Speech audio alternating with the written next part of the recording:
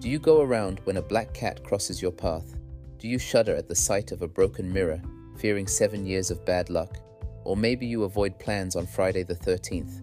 Superstitions are woven into our lives, quietly steering our choices.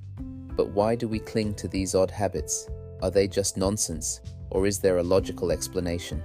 Today, we'll take you on a journey through the mysterious world of fascinating superstitions, exploring their origins and scientific explanations. Ready? Let's dive into this wild ride.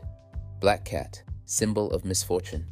Why are black cats associated with bad luck? In 16th century England, during the era of witch hunts, they were believed to be linked to dark forces. In the Middle Ages, Pope Gregory IX declared them symbols of the devil, leading to mass killings across Europe. As their numbers declined, rat infestations grew, accelerating the spread of the Black Death. Psychologists suggest this fear stems from our brain's survival instincts.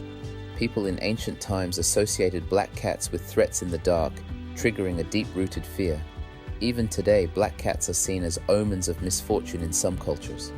In South Africa, they are tied to dark spirits, though feeding one is said to break the curse. Meanwhile, in Brazil, some regions view them as protectors. Over time, cultural beliefs and deep-rooted fears have kept this superstition alive. Broken mirror, shattering your soul?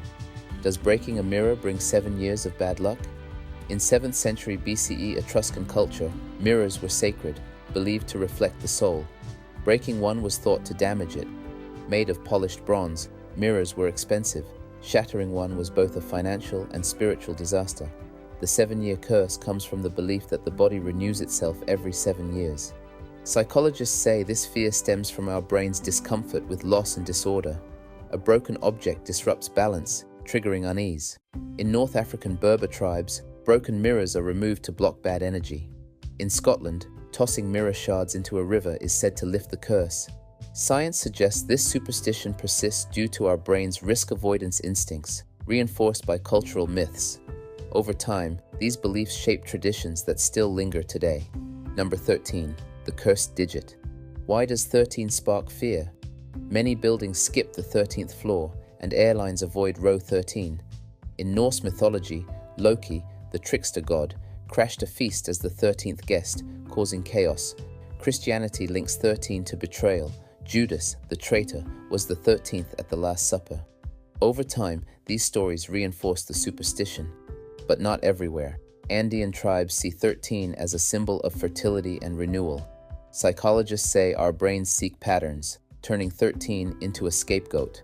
One of the well-known elevator companies reports that 85% of their panels do not contain this number. The fear is so ingrained that it shapes architecture, travel, and even decision-making. Triskaidekaphobia, the fear of 13, can trigger real anxiety in some people. Walking under a ladder, breaking a sacred space. Some cultures believe walking under a ladder brings bad luck. In ancient Egypt, the triangle formed by a ladder, wall, and ground was sacred, and disturbing it was thought to invite misfortune. In ancient Rome, walking under a ladder was thought to break the sacred triangle formed with the ground and wall, inviting divine punishment. Psychologists suggest this fear stems from instinct. Passing under a ladder feels risky, as if something might fall. Some construction workers in Brazil still avoid it, and in 19th century France, aristocrats warned their servants against it.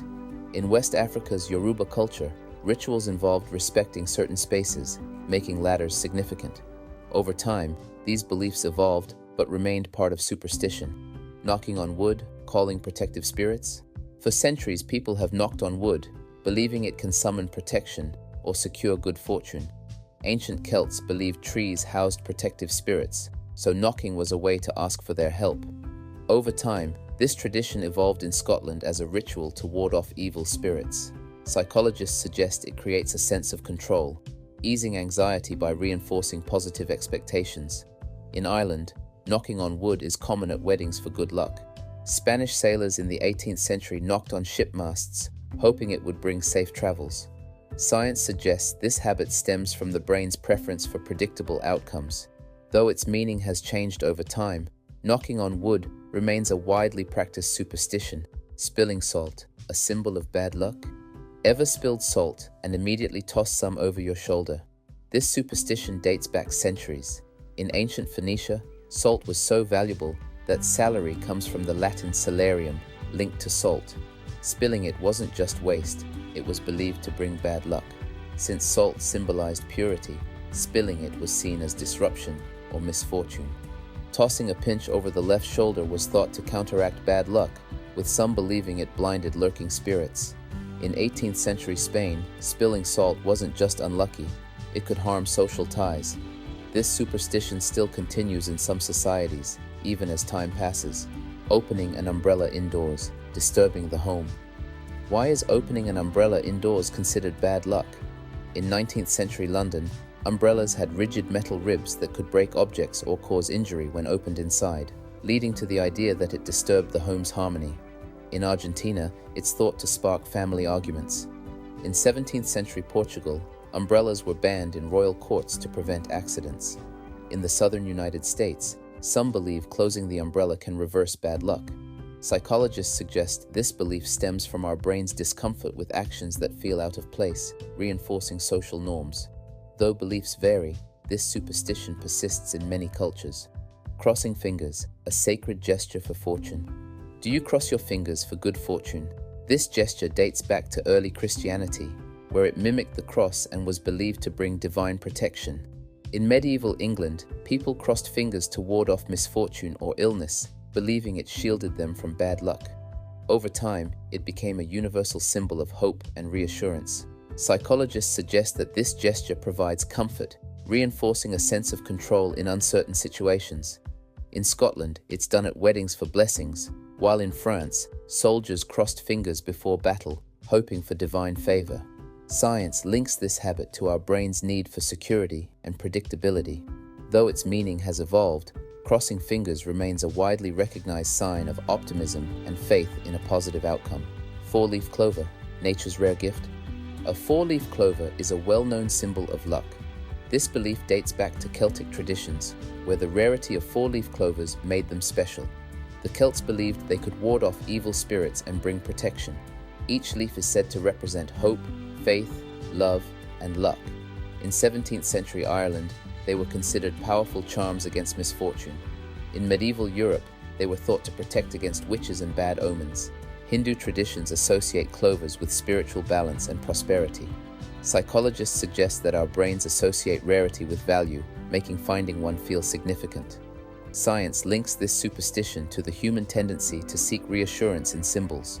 Friday the 13th, double trouble? Friday the 13th is steeped in superstition, often seen as a day of bad luck. This belief likely stems from a mix of historical and cultural roots. The number 13 is considered unlucky in many Western traditions, partly because it follows the perfect number 12. Combine that with the long-standing unease tied to Fridays, and it creates a sense of foreboding. Some point to the Last Supper, where Judas, the 13th guest, betrayed Jesus. Over time, myths like these fueled fear of the date. Pop culture, especially horror films like Friday the 13th, cemented its spooky reputation. Whether you're superstitious or not, it's a fascinating blend of history, religion, and folklore that keeps this day intriguing. Superstitions, from black cats to four-leaf clovers, color our lives with ancient tales and brain tricks. They remind us we're human, seeking control in a wild world. Love this? Hit like, subscribe, and ring the bell. See you next time.